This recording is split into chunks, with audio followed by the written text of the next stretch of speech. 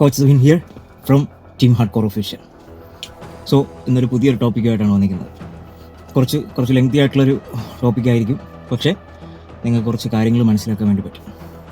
Body building എന്ന് പറയുന്നൊരു sports, അതിൽ നമ്മൾ വരുമ്പോൾ അല്ലെങ്കിൽ ചെയ്തുകൊണ്ട് നിൽക്കുന്ന ഒരു വ്യക്തി ആയിക്കോട്ടെ, ചെയ്യാൻ ആഗ്രഹിക്കുന്ന വ്യക്തി ആയിക്കോട്ടെ, അല്ലെങ്കിൽ അതിനുവേണ്ടി പ്രിപ്പയർ ചെയ്ത് കൊണ്ട് നിൽക്കുന്ന ഒരാളായിക്കോട്ടെ, അവർക്ക് എന്തൊക്കെ കാര്യങ്ങളാണ് ശ്രദ്ധിക്കേണ്ടത്, ഏതൊക്കെ ഭാഗം നമ്മൾ നോക്കേണ്ടി വരും എന്നുള്ള കാര്യങ്ങളൊക്കെ കുറിച്ചുള്ള കുറച്ച് ഡീറ്റെയിൽ ആയിട്ടുള്ളൊരു വീഡിയോ ആണ്.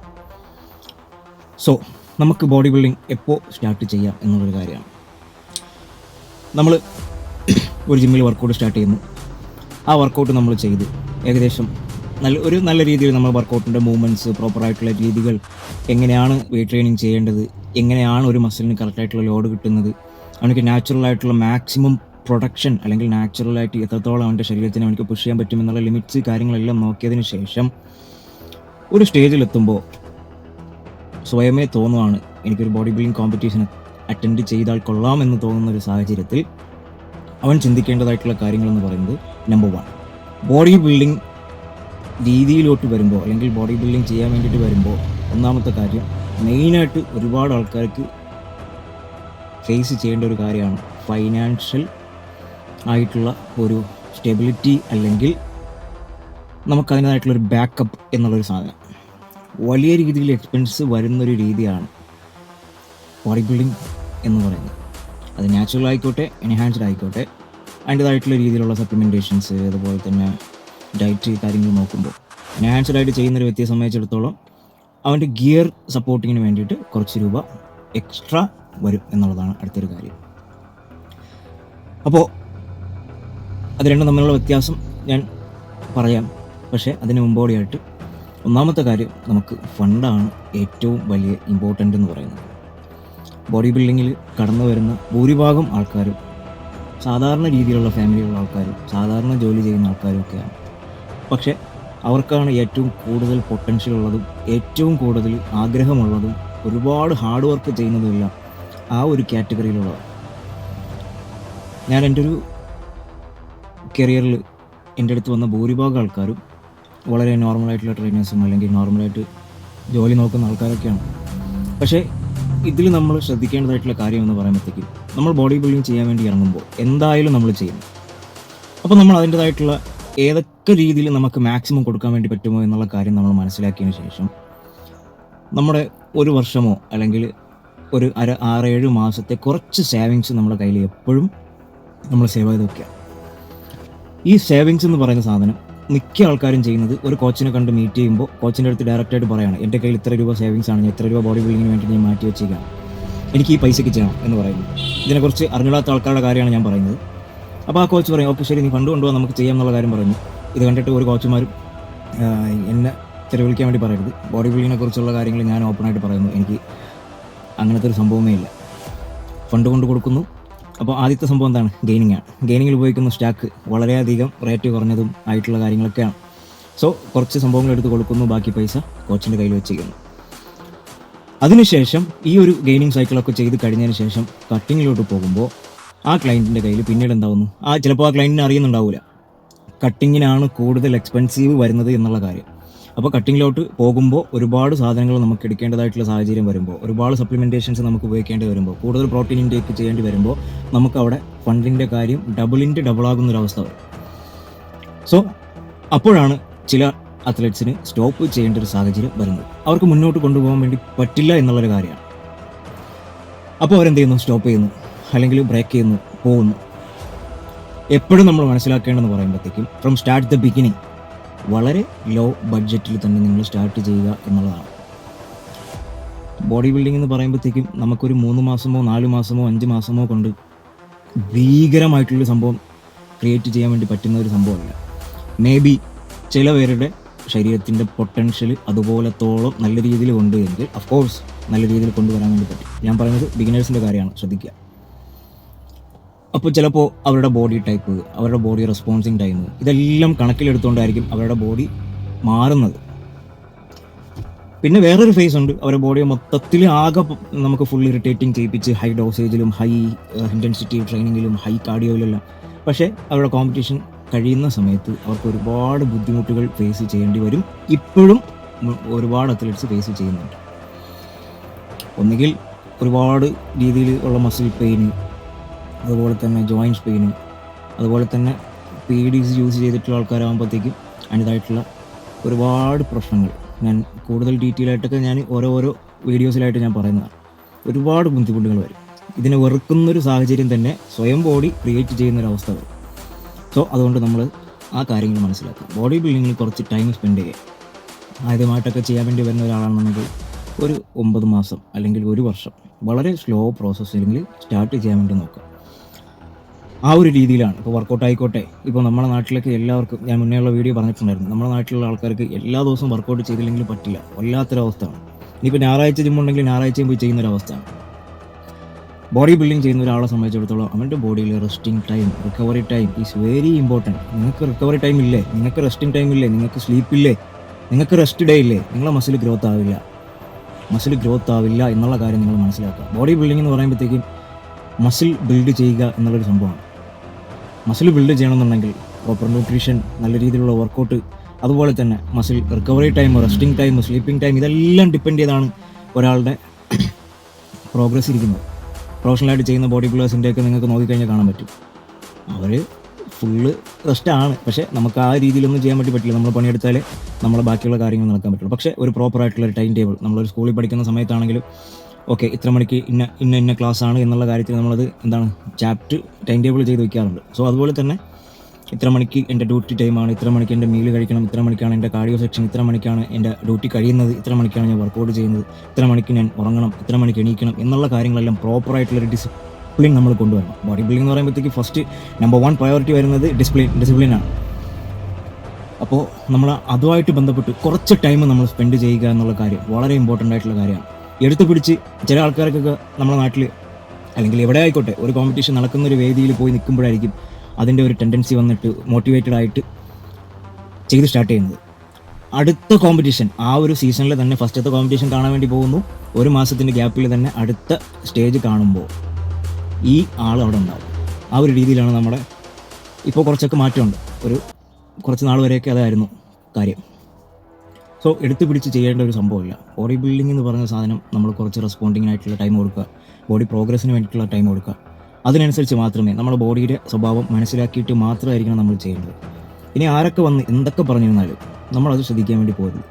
ഇനി ചില ആൾക്കാർക്കുള്ള പ്രശ്നം എന്ന് പറയുമ്പോഴത്തേക്കും നമ്മൾ ബോഡി ബിൽഡിംഗ് ചെയ്തുകൊണ്ട് നിൽക്കുന്ന സമയത്ത് നിൻ്റെ സൈസ് കുറഞ്ഞല്ലോ, അങ്ങനെയൊക്കെയുള്ളൊരു ടോക്ക് വരും. നമ്മൾ ഔട്ട്സൈഡ് ആയിട്ടുള്ള ഒരു കമൻസ് നമ്മൾ ഏറ്റെടുക്കരുത്. നമ്മൾ ചെയ്യേണ്ടത് നമ്മൾ കോച്ചുമായിട്ട് പോസിങ് കാര്യങ്ങളൊക്കെ നോക്കി ബോഡി കണ്ടീഷൻ കാര്യങ്ങളൊക്കെ ചെക്ക് ചെയ്തിട്ട് എങ്ങനെയാണ് എൻ്റെ ബോഡി റെസ്പോൺസ് എന്നുള്ള കാര്യം കറക്റ്റായിട്ട് ട്രാക്ക് ചെയ്ത് പോവുക എന്നുള്ളൊരു കാര്യമാണ്. ബോഡി സൈസ് കുറയുക എന്നുള്ളത് പറയുമ്പോഴത്തേക്കും നമുക്ക് ഈ ഒരു രീതിയിലും ഒരു വലുപ്പത്തിലൊക്കെ നിൽക്കുന്നതെന്ന് പറയുമ്പോഴത്തേക്കും 75% വാട്ടറാണ്. ഈ വാട്ടറാണ് നമ്മളിപ്പോൾ ഈ കാണിക്കുന്ന ഒരു ലെവലിൽ നമ്മൾ നിർത്തിക്കുന്നത്. ഇപ്പോൾ കാണിക്കുന്ന ബോഡി വെയിറ്റിലാണെങ്കിലും ഇപ്പോൾ കാണിക്കുന്ന ഒരു സൈസ് വൈറ്റ് എല്ലാത്തിലും നിങ്ങൾ 2 ദിവസം വെള്ളം കുടിക്കാതെ കഴിഞ്ഞാൽ നിങ്ങൾക്ക് മനസ്സിലാവും നിങ്ങളുടെ ബോഡിയിൽ എത്രത്തോളം വെയിറ്റ് ഡ്രോപ്പ് ചെയ്യുമെന്നുള്ള കാര്യം. അപ്പോൾ നമ്മൾ എന്ത് ചെയ്യുക, ആദ്യമായിട്ട് നോർമൽ ലൈഫിൽ നിന്ന് നമ്മളൊരു ഡയറ്റ് ലൈഫിലോട്ട് പോകുമ്പോൾ അല്ലെങ്കിൽ പ്രോപ്പറായിട്ടുള്ളൊരു ബോഡി ബിൽഡിംഗ് പ്രിപ്പറേഷൻ എന്നുള്ള രീതിയിലോട്ട് പോകുമ്പോൾ നിങ്ങളുടെ ബോഡിയിലെ വാട്ടർ റിട്ടൻഷൻ നിങ്ങൾക്ക് ഡിക്രീസ് ആവുകയും ബോഡിയിലെ ഫാറ്റ് പെർസെൻറ്റേജ് കുറഞ്ഞു തുടങ്ങുകയും ചെയ്യുമ്പോൾ ഓഫ്കോഴ്സ് നിങ്ങളുടെ ബോഡിയിൽ ചെറിയൊരു വ്യത്യാസം വരും എന്നുള്ള കാര്യം അത് സത്യമാണ്. ചില ആൾക്കാർക്ക് അത് ഫീൽ ചെയ്യാം, ചില ആൾക്കാർക്ക് അത് ഫീൽ ചെയ്യില്ല എന്നുള്ളൊരു കാര്യമാണ്. പിന്നെ പണ്ടത്തെ ഒരു രീതിയാണ് നല്ല രീതിയിൽ സൈസ് ഗെയിനിങ് ചെയ്തിട്ട്, അതൊക്കെ ഞാൻ മുന്നേ ഉള്ള വീഡിയോ പറഞ്ഞതാണ്, നല്ല രീതിയിൽ സൈസ് ഗെയിനിങ് ചെയ്തിട്ട് കട്ടിങ് ചെയ്ത് ഇങ്ങനെ ആയിട്ട് സ്റ്റേജിൽ കയറുന്ന ഒരവസ്ഥ. ഇപ്പോൾ അങ്ങനെയല്ല. നിങ്ങൾ എവിടെയാണോ സ്റ്റാർട്ട് ചെയ്യുന്നത്, from start the beginning to end, നിങ്ങളുടെ പ്രോഗ്രസ് ലെവൽ താഴ്ന്ന് മുകളിലോട്ടാണ് പോകേണ്ടത്. അപ്പോൾ അതിൽ നിങ്ങൾ ലാസ്റ്റ് ടൈമിൽ സ്റ്റേജിൽ നിൽക്കുമ്പോൾ പോലും നിങ്ങൾക്ക് വലിയ രീതിയിലുള്ള സൈസ് ഡിഫറൻസ് നിങ്ങൾക്ക് തോന്നിക്കില്ല എന്നുള്ള കാര്യമാണ്. പിന്നെ അതുപോലെ തന്നെ നമ്മളെ രണ്ടാമത്തെ കാര്യം എന്ന് പറയുമ്പോഴത്തേക്കും സപ്ലിമെൻറ്റേഷൻ. ചില ആൾക്കാർ ഹൈ ബ്രാൻഡഡ് ആയിട്ടുള്ള സാധനം മാത്രമേ എടുക്കുകയുള്ളൂ. ബഡ്ജറ്റ് കുറവാണെങ്കിലും ഹൈ ബ്രാൻഡഡ് ആയിട്ടുള്ള സാധനങ്ങളെ എടുക്കുകയുള്ളൂ. എൻ്റെ ഒരു അഭിപ്രായത്തിൽ നിങ്ങൾ എടുക്കുന്ന ഡയറ്റിൽ നിങ്ങൾക്ക് ഫുഡിൽ നിന്ന് തന്നെ നിങ്ങൾക്ക് കൊടുക്കാൻ പറ്റുന്ന പ്രോട്ടീനാണ് എന്നുണ്ടെങ്കിൽ അത് മതിയാകും എന്നുള്ളതാണ്. ഇനിയിപ്പോൾ നിങ്ങൾ വർക്കൗട്ട് കഴിഞ്ഞു അല്ലെങ്കിൽ ഒരു കാർഡിയോ സെക്ഷൻ കഴിഞ്ഞു, ലിക്വിഡ് ടൈപ്പ് ഓഫ് പ്രോട്ടീനാണ് കൂടുതൽ ഡൈജസ്റ്റിന് വേണ്ടിയിട്ട് നമുക്ക് ഹെൽപ്പ് ചെയ്യുന്നത്. നിങ്ങൾക്ക് ആ ഒരു സമയത്ത് കൊടുക്കാൻ വേണ്ടിയിട്ട് നിങ്ങൾക്ക് ഏതെങ്കിലും അത്യാവശ്യം കുഴപ്പമില്ലാത്ത അത്യാവശ്യം ക്വാളിറ്റിയുള്ള ഒരു സാധനം ഹൈ ബ്രാൻഡിലോട്ടോ ഹൈ പ്രൈസ് റേഞ്ചിലോട്ടോ പോയിട്ട് കാര്യമുണ്ടോ എന്നുള്ള കാര്യം നമ്മുടെ ഇപ്പോഴത്തെ ഒരു സാഹചര്യത്തിൽ അവൈലബിലിറ്റി എന്നുള്ള സാധനം നിങ്ങൾക്ക് എല്ലാവർക്കും അറിയാം. ഒറിജിനൽ എന്ന് പറഞ്ഞ് വിൽക്കുന്ന സാധനങ്ങൾ പോലും എന്താണ് അവസ്ഥ എന്നുള്ള കാര്യം നമുക്കറിയാൻ പാടില്ല. സോ അത്യാവശ്യം കുഴപ്പമില്ലാത്ത നമ്മളെ ഇന്ത്യൻ ബ്രാൻഡഡ് ആണെങ്കിലും ഔട്ട്സൈഡ് ആയിട്ടുള്ള സാധനങ്ങളാണെങ്കിലും അത്യാവശ്യം കുഴപ്പമില്ലാത്തൊരു പ്രൈസ് റേഞ്ചിലുള്ള സാധനം നമ്മളെടുത്ത് യൂസ് ചെയ്യാൻ വേണ്ടി ശ്രദ്ധിക്കുക എന്നുള്ളൊരു കാര്യമാണ്. പ്രോട്ടീൻ നിങ്ങൾക്ക് ഉപയോഗിച്ചില്ല എന്നുണ്ടെങ്കിലും ദാറ്റ്സ് ഡിപ്പെൻഡ്സ് ഓൺ നിങ്ങളുടെ ഫൈനാൻഷ്യൽ രീതി അനുസരിച്ച് നിങ്ങൾക്ക് ചൂസ് ചെയ്യാമെന്നുള്ള കാര്യമാണ്. പിന്നെ മൂന്നാമത്തെ കാര്യം, ഒരിക്കലും നമുക്ക് PEDs ചെയ്യുന്ന വ്യക്തിയാണ് എന്നുണ്ടെങ്കിൽ ഒരിക്കലും നമ്മൾ അതിന് ഫസ്റ്റ് ടൈമിൽ തന്നെ ഒരുപാട് പൈസ ഇറക്കി നമ്മൾ ചെയ്യാതിരിക്കാൻ വേണ്ടി ശ്രദ്ധിക്കുക. ആദ്യമേ ചില ആൾക്കാരുടെ ഒരു തിങ്ക് എന്ന് പറയുന്നത് ഒരുപാട് മെഡിസിനും അതുപോലെ തന്നെ കുറേ സാധനങ്ങൾ ആഡ് ചെയ്തിട്ട് ഹൈ ഡോസേജിലൊക്കെ ചെയ്തു കഴിഞ്ഞാൽ പെട്ടെന്ന് കണ്ടീഷനാവും എന്നുള്ളൊരു കാര്യങ്ങളൊക്കെയാണ്. So that's really wrong. അങ്ങനെ ഒരു സംഭവമേ ഇല്ല. നിങ്ങളുടെ ബോഡിക്ക് ഓരോന്നിൻ്റെതായിട്ടുള്ള റെസ്പോണ്ടിങ് ടൈമുണ്ട്. ഉദാഹരണം, നിങ്ങളൊരു 2 ചപ്പാത്തി കഴിക്കാൻ കപ്പാസിറ്റി ഉള്ള ഒരു വ്യക്തിയാണെന്നുണ്ടെങ്കിൽ നിങ്ങൾ അതിൻ്റെ മുകളിലോട്ട് 6, 7, 8 ചപ്പാത്തി നിങ്ങൾ ലോഡ് ചെയ്ത് കഴിഞ്ഞാൽ എന്തായിരിക്കും അവസ്ഥ? വല്ലാത്ത ബുദ്ധിമുട്ടായിരിക്കും. നിങ്ങളുടെ ഡൈജസ്റ്റിനെ അത് നല്ല രീതിയിൽ ബാധിക്കും. ഇതുപോലെ തന്നെയാണ് വളരെ ലോ ഡോസേജിലും വളരെ ചെറിയ സൈക്കിളിലും റെസ്പോണ്ട് ചെയ്യാൻ കപ്പാസിറ്റി ഉള്ള ഒരു ബോഡിക്കകത്ത് ഹൈ ലോഡഡ് ആയിട്ടുള്ള ഒരു സാധനം നമ്മൾ കൊണ്ട് പ്ലേസ് ചെയ്ത് കഴിഞ്ഞാൽ ഓഫ് കോഴ്സ് നിങ്ങളുടെ ബോഡിയിൽ അത് ഒരിക്കലും അത് സഹിക്കാൻ വേണ്ടി പറ്റില്ല. ബോഡി അത് റിയാക്ട് ചെയ്യും, ഒരു രീതിയിലല്ലെങ്കിൽ മറ്റൊരു രീതിയിൽ. അപ്പോൾ അതുകൊണ്ട് ആ ഒരു കാര്യം നമ്മൾ എന്ത് ചെയ്യുക, പ്രോപ്പറായിട്ട് നമ്മൾ ശ്രദ്ധിക്കുക എന്നുള്ളൊരു കാര്യമാണ്. വളരെ ലോ ലെവലിൽ സ്റ്റാർട്ട് ചെയ്യുക, വളരെ ബിഗിനറായിട്ടുള്ള ലെവലിൽ. നിങ്ങളുടെ ഗ്രാഫ് എപ്പോഴും നമ്മളതാ പറയുന്നത്, ഒരു ഗ്രാഫ് നമ്മൾ ഒരു ബേസ് ലൈൻ വരച്ചിട്ട് ഒരു ഗ്രാഫ് നമ്മൾ നോക്കുകയാണെന്നുണ്ടെങ്കിൽ ലോ ടു ഹൈയിലായിട്ടാണ് പോകേണ്ടത്. ഒരിക്കലും നമ്മൾ ഹൈ ടു ലോയിലോട്ടോ മീഡിയം ടു മീഡിയത്തിലോട്ടോ പോയിട്ട് യാതൊരു കാര്യവും ഇല്ല എന്നുള്ളതാണ്. അപ്പോൾ നമ്മുടെ പ്രോഗ്രസ് നമ്മൾ ഓരോ പടിയായിട്ട് മുന്നോട്ട് വെച്ച് പോകുന്നതാണ് ഏറ്റവും ബെറ്റർ എന്നുള്ള കാര്യം. പിന്നെ നിങ്ങളുടെ ബോഡി എങ്ങനെയാണ് റെസ്പോണ്ട് ചെയ്യുന്നുള്ളത്, PEDs എങ്ങനെയാണ് നിങ്ങളുടെ ബോഡി റെസ്പോണ്ട് ചെയ്യുന്നുള്ള കാര്യം മനസ്സിലാക്കുക. ചെറിയ ഡോസേജിൽ സ്റ്റാർട്ട് ചെയ്യുമ്പോൾ നിങ്ങളുടെ ബോഡി റെസ്പോണ്ട് ചെയ്യുന്നുണ്ടെങ്കിൽ ദാറ്റ്സ് ഗ്രേറ്റ്. നിങ്ങൾക്ക് ആ ഒരു രീതിയിൽ മെയിൻറ്റെയിൻ ചെയ്തുകൊണ്ട് പോവാം.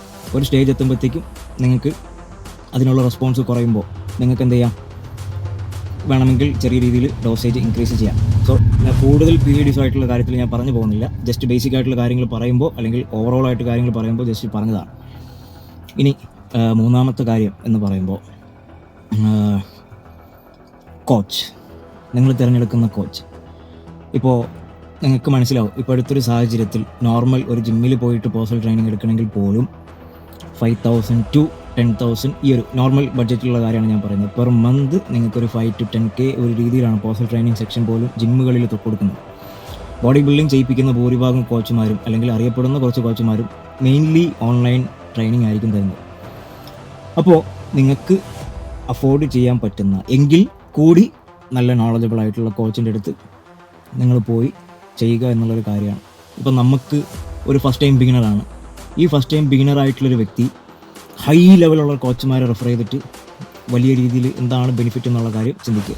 നമ്മൾ ഓരോ stage by stage, year by year, growth by growth ചെയ്ത് വരുന്നതിനനുസരിച്ച് നമ്മളതിൽ ഗ്രോ ചെയ്യണമെന്നുണ്ടെങ്കിൽ each one step update yourself അല്ലെങ്കിൽ അപ്ഡേറ്റ് യുവർ കോച്ച്. എന്തെങ്കിലും നല്ല നോളജബിൾ ആയിട്ടുള്ള കോച്ചാണ്, ഹൈ ലെവൽ കോച്ചാണ്, നിങ്ങളെ ചെറിയ ക്ലാസ്സിനും നിങ്ങൾക്ക് മേക്കിംഗ് ചെയ്തെടുക്കാൻ വേണ്ടി കംഫർട്ടബിൾ ആണ്, ആ ഒരു രീതിയിലാണ് നിങ്ങൾക്ക് തരുന്നത് എങ്കിൽ അഫ്കോഴ്സ് യു കണ്ടിന്യൂ. അതല്ല എങ്കിൽ ആ കോച്ച് തരുന്ന കാര്യങ്ങൾ നമ്മളുടെ എക്സ്പെക്റ്റേഷന് അല്ലെങ്കിൽ നമ്മുടെ പരിമിതിയേക്കാൾ കൂടുതലാണ് എന്നുണ്ടെങ്കിൽ നിങ്ങൾക്ക് അവിടെ ഒട്ടും പറ്റില്ല. പിന്നെ അതുപോലെ തന്നെ നല്ല കോച്ചുമാർക്ക് അതിൻ്റേതായിട്ടുള്ള ഫീസ് നമ്മൾ കൊടുക്കേണ്ടതായിട്ടുള്ള സാഹചര്യം വരും. ഒരു നോർമലായിട്ടുള്ള, അതാണ് ഞാൻ നേരത്തെ ഒരു എക്സാമ്പിൾ പറഞ്ഞത്, നമ്മൾ നോർമലായിട്ടൊരു ജിമ്മിൽ ട്രെയിനിങ് എടുക്കണമെങ്കിൽ പോലും നമുക്ക് പേഴ്സണൽ ട്രെയിനിങ് എന്ന് പറഞ്ഞൊരു സംഭവം കുറഞ്ഞത് 5 to 10K ആ ഒരു ഏറ്റവും കുറഞ്ഞ റേഞ്ചാണ് ഞാൻ പറയുന്നത്, കൊടുക്കേണ്ടി വരും. അപ്പോൾ ഇത് ബോഡി ബിൽഡിംഗ് ആണ്. നമ്മുടെ ഫ്യൂച്ചർ, നമ്മുടെ ഹെൽത്ത് കാര്യങ്ങളെല്ലാം നോക്കി ചെയ്യാൻ പറ്റുന്ന അല്ലെങ്കിൽ അത്രയും നോളജുള്ള ഒരു കോച്ചിൻ്റെ അടുത്ത് പോകുമ്പോൾ നമ്മൾ ശ്രദ്ധിക്കേണ്ടതായിട്ടുള്ള കാര്യങ്ങൾ നല്ല രീതിയിൽ ശ്രദ്ധിച്ചേ പറ്റും. ചിലപ്പോൾ ഒരു 2,000 3,000 പെർ മന്ത് ചിലപ്പോൾ വ്യത്യാസം വരുമായിരിക്കും നോർമൽ ടു അഡ്വാൻസ് കോച്ചിൻ്റെ അടുത്ത് നമ്മൾ ചെയ്യുമ്പോൾ. അപ്പോൾ നിങ്ങൾ എന്ത് ചെയ്യുക, അതിനനുസരിച്ച് നിങ്ങൾ ചെയ്യാൻ വേണ്ടി ശ്രദ്ധിക്കുക. ഡിപ്പെൻസ് നിങ്ങളുടെ ബഡ്ജറ്റിനനുസരിച്ച് നിങ്ങൾ ചെയ്യാൻ വേണ്ടി ശ്രദ്ധിക്കുക. പിന്നെ അതുപോലെ തന്നെ നമ്മൾ ശ്രദ്ധിക്കേണ്ട കാര്യം എന്ന് പറയുമ്പോഴത്തേക്ക് നമ്മൾ ചൂസ് ചെയ്യേണ്ട ജിമ്മ് അത്യാവശ്യം കുഴപ്പമില്ലാത്ത അലൈൻമെൻറ്റും കാര്യങ്ങളെല്ലാം പ്രോപ്പറായിട്ടുള്ളൊരു ജിമ്മ് നമ്മളവിടെ ചൂസ് ചെയ്യുക എന്നുള്ളൊരു കാര്യമാണ്. കാർഡിയോ വളരെ ഇമ്പോർട്ടൻ്റ് ആയിട്ടുള്ളൊരു കാര്യമാണ്. From start the beginning to end വരെയും നമുക്ക് നമ്മുടെ ബോഡി മാറുന്നതിനനുസരിച്ച് നമുക്ക് ഇതിൽ മാറ്റങ്ങൾ കൊണ്ടുവരണം എന്നുള്ള കാര്യം. അപ്പോൾ ഇതിൽ മിഷ്യൻസ്, അതിൻ്റെ പ്രോപ്പറായിട്ടുള്ള മൂവ്മെൻറ്റ്സ്, ലിഗമെൻറ്റ്സ്, എല്ലാ കാര്യങ്ങളും നമ്മൾ ശ്രദ്ധിക്കേണ്ടതായിട്ടുള്ള വലിയൊരു കാര്യം, ഇമ്പോർട്ടൻ്റ് ആണ്. ബോഡി ബിൽഡിംഗ് ചെയ്യുന്ന ഒരാളെ സംബന്ധിച്ചിടത്തോളം ഒരിക്കലും ഇഞ്ചുറീസ് നമ്മുടെ ശരീരത്തിൽ വരാതിരിക്കാൻ വേണ്ടി നമ്മൾ ശ്രദ്ധിക്കുക എന്നുള്ള കാര്യമാണ്. പിന്നെ ഒരുപാട് ആൾക്കാരുടെ ഡൗട്ട് എന്ന് പറയുമ്പോഴത്തേക്കും നാച്ചുറലായിട്ട് ചെയ്യുമ്പോഴും എനാൻസ്ഡായിട്ട് ചെയ്യുമ്പോൾ എന്താണ് വ്യത്യാസം, അല്ലെങ്കിൽ എനാൻസ്ഡായിട്ട് ചെയ്യുമ്പോൾ എന്താണ് സൈഡ് എഫക്റ്റുകൾ എന്നുള്ള കാര്യങ്ങളൊക്കെ ചോദിക്കാറുണ്ട്. സോ ഇത് രണ്ടും തമ്മിലുള്ള ഒരു ബേസിക്കുള്ള ഐഡിയ ഞാൻ പറഞ്ഞുതരാം. നിങ്ങളിപ്പോൾ ഒരു ഷോറൂമിൽ പോവുകയാണ്, ഒരു 1 lakh ബിലോ 1 lakhനുള്ളൊരു ബൈക്കും നിങ്ങളൊരു സ്പോർട്സ് ബൈക്ക് ഒരു 5 to 6 lakh ലെവലുള്ള ഒരു ബൈക്ക് നമ്മൾ നോക്കുന്നു എന്ന് വിചാരിക്കാം. അപ്പോൾ നമ്മളെന്ത് ചെയ്യുന്നു, ഈ ഒരു ബിലോ 1 lakhലുള്ള ഒരു വണ്ടി നമ്മൾ ചൂസ് ചെയ്യുമ്പോൾ അതിൻ്റേതായിട്ടുള്ള പരിമിതികളുണ്ട്. വളരെ പതുക്കെ ആയിരിക്കും ആ വണ്ടി മൂവ്മെൻറ്റിലോട്ട് പോകുന്നത്. നേരെ മറിച്ച് ഒരു സ്പോർട്സ് ബൈക്കാണെന്നുണ്ടെങ്കിൽ വിത്തിൻ സെക്കൻഡ് നല്ല രീതിയിൽ പാഞ്ഞു പോകുന്നൊരവസ്ഥ വരാറുണ്ട്. ഹാർഡ് വർക്ക്, എൻജിൻ്റെ വർക്കെല്ലാം സെയിം ആയിരിക്കും. എന്താണ്, റണ്ണിങ്ങിൻ്റെ സംഭവങ്ങളെല്ലാം കറക്റ്റായിരിക്കും, പ്രോസസ്സെല്ലാം കറക്റ്റായിരിക്കും, 2 വീലായിരിക്കും കാണുക, ഹാൻഡിൽ സെയിം ആയിരിക്കും, മോഡലിൽ വ്യത്യാസം വരുന്നുണ്ട്. മോഡൽ മീൻസ് നാച്ചുറലായിട്ട് ചെയ്യുന്ന ഒരാളെ സംബന്ധിച്ചിടത്തോളം അവൻ്റെ ബോഡികൾ അതിലൊരു പരിമിതിയിലായിരിക്കും. സ്പോർട്സ് ബൈക്കിനെ ഉദ്ദേശിക്കുമ്പോഴത്തേക്കും എനാൻസ്ഡായിട്ട് ചെയ്യുന്നൊരു വ്യക്തിയെ സംബന്ധിച്ചിടത്തോളം അവൻ്റെ ബോഡി കുറച്ച് പ്രൊജക്റ്റഡ് ടൈപ്പ് ആയിരിക്കും എന്നുള്ള കാര്യമാണ്. നാച്ചുറലായിട്ട് നോക്കുമ്പോഴത്തേക്കും പെർഫോമൻസ് വൈസ് അവർക്ക് ഒരുപാട് സ്ട്രഗിൾ ചെയ്യുന്നുണ്ടാവാം. മേ ബി എനാൻസ്ഡ് വൈസ് ചെയ്യുമ്പോഴത്തേക്കും അവർക്ക് കുറച്ചും കൂടെ ഹെവി ലിഫ്റ്റിംഗ് ചെയ്യാനും അതുപോലെ തന്നെ നല്ല പവർഫുള്ളായിട്ടൊക്കെ വർക്കൗട്ട് ചെയ്യാനും ഹാർഡ് വർക്ക് എല്ലാം സെയിമാണ്. പക്ഷേ നമ്മളതിൽ കുറച്ച് കാര്യങ്ങൾ ആഡ് ചെയ്യുമ്പോൾ ഞാൻ പറഞ്ഞതുപോലെ ഒരു നോർമലായിട്ടുള്ളൊരു ബൈക്ക് പോകുന്നതും ഒരു സൂപ്പർ ബൈക്ക് പോകുന്നതും തമ്മിലുള്ള വ്യത്യാസം, കുറച്ച് നല്ല രീതിയിൽ ഫാസ്റ്റഡായിട്ട് പോകുന്നു, മറ്റ് നോർമൽ ബൈക്കിനെ സംബന്ധിച്ചിടത്തോളം വളരെ സ്ലോയിലായിട്ട് പോകുന്നു. ഇതൊരു സംഭവമാണ്. പിന്നെ സൈഡ് എഫക്ട്സ് എന്ന് പറയുമ്പോഴത്തേക്കും അതാണ് നേരത്തെ പറഞ്ഞത്, നിങ്ങൾ ചൂസ് ചെയ്യുന്ന coach depends on your കോച്ചിനനുസരിച്ചിരിക്കും.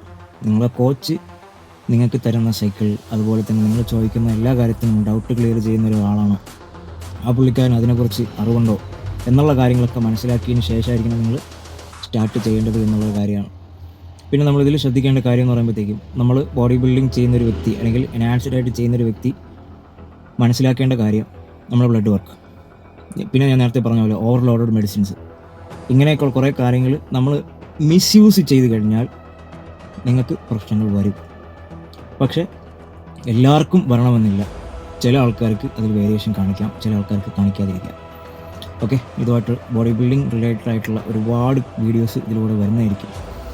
So ഈ ചാനൽ സബ്സ്ക്രൈബ് ചെയ്യുക. നിങ്ങളുടെ ബോഡി ബിൽഡിംഗ് ഫ്രണ്ട്സിൻ്റെ അടുത്തോ ജിം ഫ്രണ്ട്സിൻ്റെ അടുത്തോ ബോഡി ബിൽഡിംഗ് ചെയ്യാൻ ആഗ്രഹിക്കുന്നതോ അല്ലെങ്കിൽ ചെയ്തുകൊണ്ട് നിൽക്കുന്ന ഫ്രണ്ട്സിൻ്റെ അടുത്ത് ഷെയർ ചെയ്ത് കൊടുക്കുക.